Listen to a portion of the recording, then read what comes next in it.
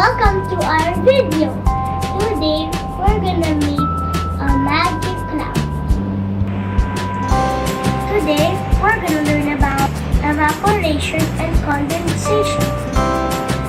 For this experiment, we're gonna need an empty water bottle. And we're gonna need a ball pump.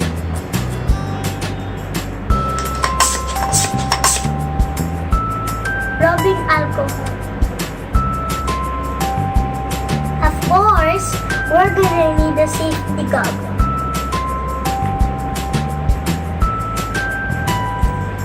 Step 1.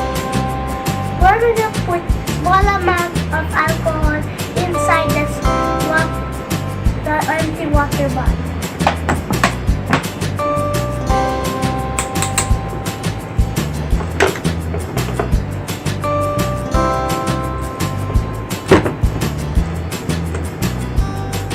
Step 2. Cover the bottle.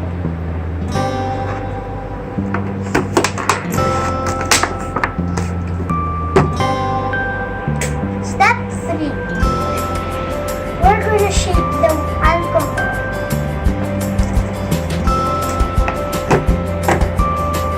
Step 4.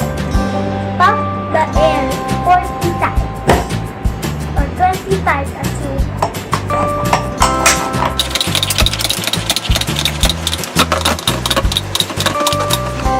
release the cover.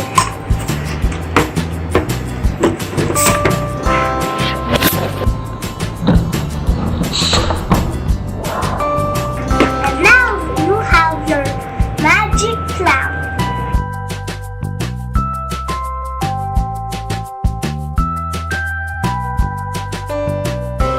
Warm air rises, and as it does, it expands and cools.